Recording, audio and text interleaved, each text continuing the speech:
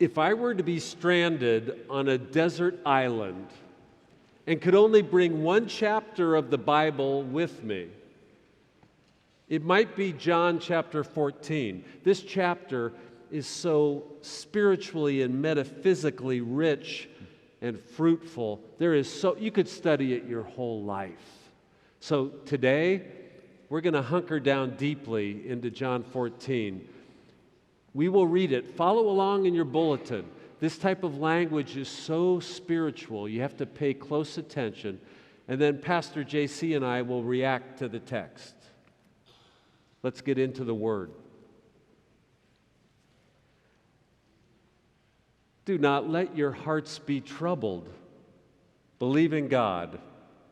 Believe also in me. In my Father's house, there are many dwelling places. If it were not so, would I have told you that I go to prepare a place for you? And if I go and prepare a place for you, I will come again, and I will take you to myself, so that where I am, there you may be also. And you know the way to the place that I am going. Thomas said to Jesus, "No, we don't know where you're going. How can we know the way?" Jesus said to him, "I am the way, the truth, the life. No one comes to the Father except through me. If you know me, you will know my Father also. From now on, you do know him, and you have seen him." Philip said to him, "Lord, show us the Father, and we will be satisfied." Jesus said to him, "Have I been with you all this time, Philip, and you still do not know me? Whoever has seen me has seen the Father. How can you say, 'Show us the Father'? Do you not believe that I am in the Father, and the Father is in me? The words that I say to you, I do not speak on my own, but the Father who dwells in me does his works. Believe me that I am in the Father, and the Father is in me. But if you do not, then believe me because of the works themselves. Very truly, I tell you, the one who believes in me will also do the works that I do, and in fact will do greater works than these, because I am going to the Father. I will do whatever you ask in my name, so that the Father may be glorified in the Son. If in my name you ask me for anything, I will do it." Oh, there is so much here. What is your first reaction to John 14? So this week, as I was kind of thinking about this passage, something came to mind. So this passage from chapter 14 of John to chapter 17 of John is what's called a farewell discourse. And I got to thinking... Well, Jesus knows he's going to die, right? He knows he's going to die, so and he's kind of last words. He's kind of giving this last words to his disciples. And he got to thinking about the many farewells that I've had in my own life. So, you know, I'm a former United Methodist pastor, and in United Methodist Church, bishops assign you places. So I served 5 churches for 16 years. And at each one of those transition points, I would write a letter to say goodbye. And I saw some elements of that in this note of Jesus to his disciples. And then I got to thinking, actually, all of us have a sense of this farewell. We've had farewells in this community, right? We've had family members that have moved or have died. We've had friends. We ourselves might have written letters of farewell. And there are 3 things that came to mind immediately in this note of Jesus in this conversation. The first one is that often in farewells, we want to clarify who we are. We want to say, here's who I have hoped to be. This was my purpose. Yes, being with you. Yeah. And Jesus does that. Also, Jesus in the story today reminds us that sometimes just because we think we are living into a particular way of being doesn't mean that those around us do. So there's a little miscommunication between who the disciples felt Jesus was and who he is. They never quite get him, it seems. No, and it's always like kind of frustrating too, because you're like, okay, come on, disciples, don't you get it? Yeah. No, and we don't get it either, which is great. Number two, the second thing is that often in these farewell letters or notes or conversations, there's almost a sense that we all have a need to clarify what do we accomplish together? What did we do together? And I can say in the years as a pastor, I would often write a paragraph about, I'm so thankful that in 2007, we had this beautiful time of worship together for Easter, or that confirmation class was just amazing, or there was that memory that really struck me. And we too do that in our human life, don't we? We share with our loved ones that amazing trip that we took together, or that visit we had, or we remember that restaurant we went to eat at. So we are rehearsing, in some ways, I hope that our coming together and being together meant something. That it mattered. That it mattered, yeah. And then the last thing that comes to mind in this first portion for me is that there's always a sense in farewell to let go and to know that something continues. So in the churches that I left, I always had a final paragraph saying, this is what I see in you. And I know that God's work in you is just beginning. There's so much more. And Jesus does that here. He kind of pushes his disciples to look beyond his death and beyond him not being with them, but saying, oh my gosh, the Spirit is with you. There are greater things happening. Yeah, in the ancient world, it was critical as an ethic in life that you died as you lived. And here we see a complete coherence with how Jesus is dying, how he lived. He lived caring for others, worrying about their welfare, the man that lived for others. And that's the way he's dying. Like you're saying, he's concerned that they will do well. Yeah, kind of modeling that same sacrificial love that he lived. Yeah. Now in his death, he's sacrificially saying, there's more here, there's more to come, in a very kind of heroic way. Yeah. Well, being in John 14 this week reminded me that as a young minister, I didn't really like the Gospel of John that much. It's completely reversed. Now it's my favorite gospel, but early on, I thought it was the Gospel of John that I saw fundamentalist Christians quoting the most time, or biblical literalists. And so I sort of just thought that whole gospel, you remember the John 3:16 being waved at sports games and other, and I thought back then that my primary opponent was fundamentalist Christians, biblical literalists. But now, I don't think of them as an opponent at all. I'm not overly worried by people that take the Bible too literally. I'm more worried about people that don't have any faith at all. That's much more concerning. What it would be like in life to have no connection to a sense of God or hope or faith, the kind of despair that maybe your life doesn't matter. Yeah. And so now the Gospel of John has become one of my favorites. It's so blatantly spiritual. The ancients called the Gospel of John the spiritual gospel. And you can hear it's so metaphysical. Right here, Jesus is talking about the afterlife. And we don't know particulars, but he's telling us to trust. Yeah. There will be a place for you. Yeah, that word pisteo in Greek, which means we translate We believe. say believe. Believe, but it's really trust. Like, I give my heart to this in these ways. Yeah. The other thing that caught my attention this week from you was that one of your troublesome issues with this passage too was this idea of this misunderstanding of I am the way, the truth, and the life. No, that's exactly right. So, well, let me put it this way. John 14 includes the most true verse in our entire Bible.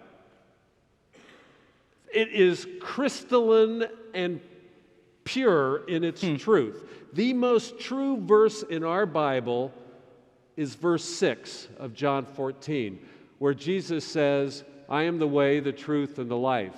No one comes to the Father except through me. It's the most true verse, but oddly, it's the most misapplied verse in the entire Scripture, too. I've seen Christians think when he says, no one comes to the Father but through me, they think he's talking about religion. And they think that means Christianity is the superior religion, the only way to God.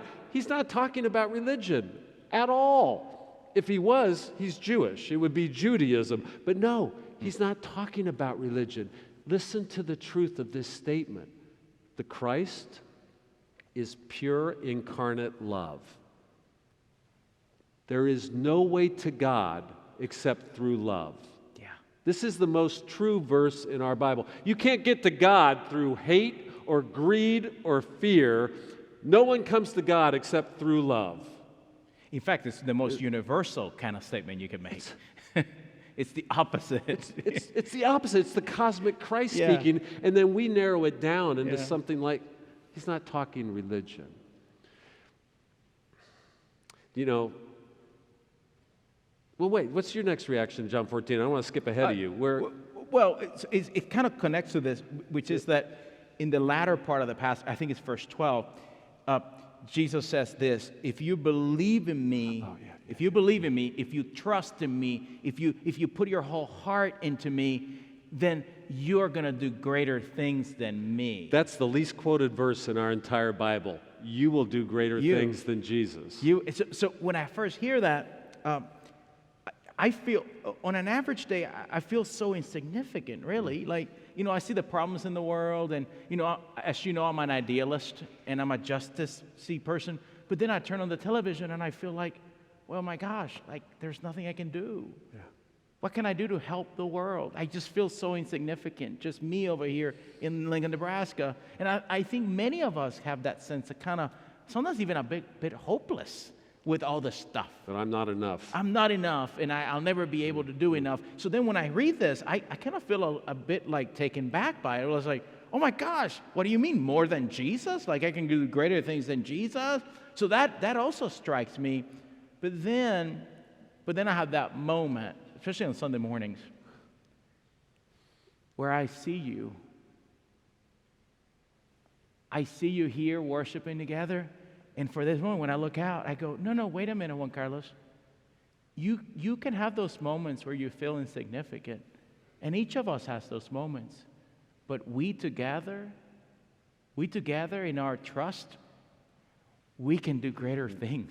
The community can do greater things. First-Plymouth, we can do greater things. And so now I go from a bit hopelessness. Now I get excited and passionate, and I sense that spirit. Because remember that Jesus talks about this because he says, I am in the Father Father's in me. And then later on he says, and I am in you.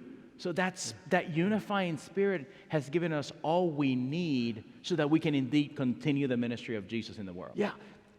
This is right where I think we completely misunderstand the way he's talking of his own divinity. So in the Gospel of John, he has a completely exalted sense of his own divinity. He's been clear. You've seen the Father.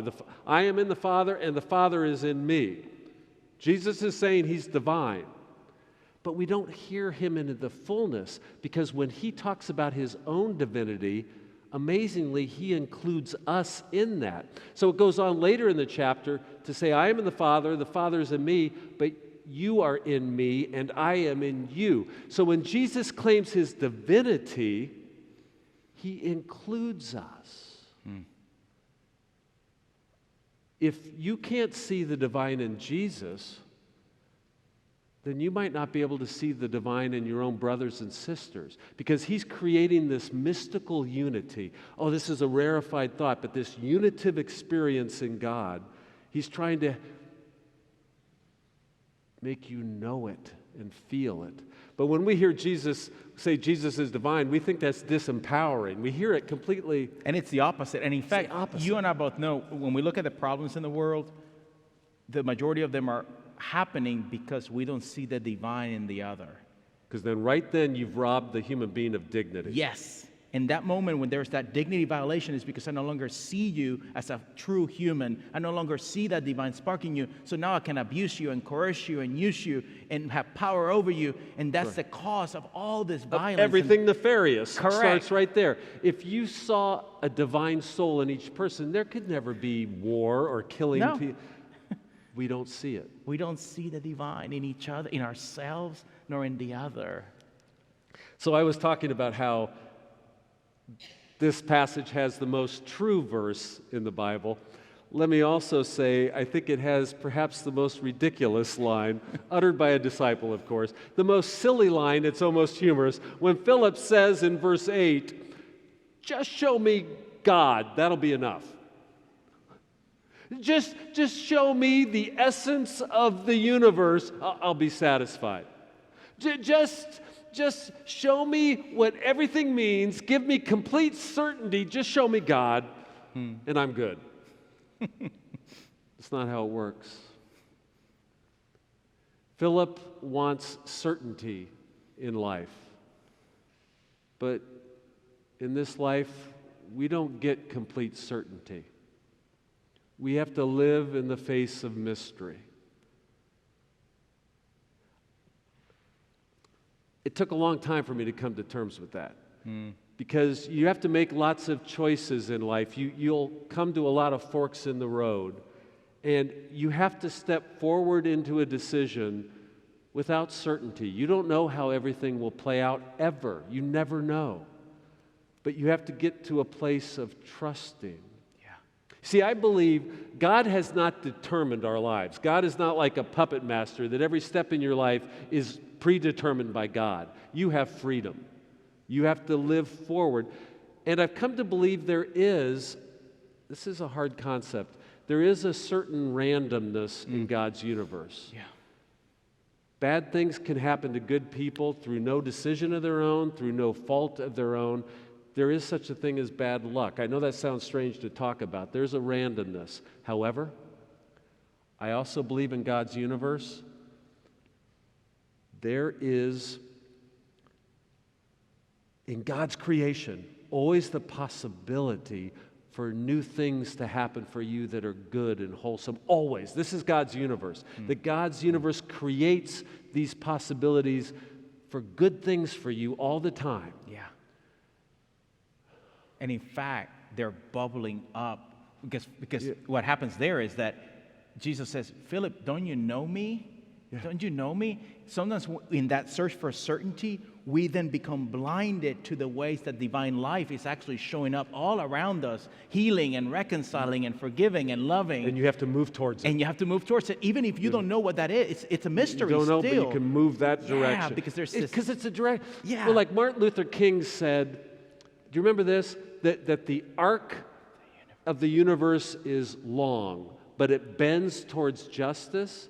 Well, what I'm feeling in this passage is the statement, the arc of the universe is long, but it bends towards what is good for you. Human flourishing. Nothing's certain, nothing's guaranteed, but if you can trust to move that direction, it moves towards your flourishing.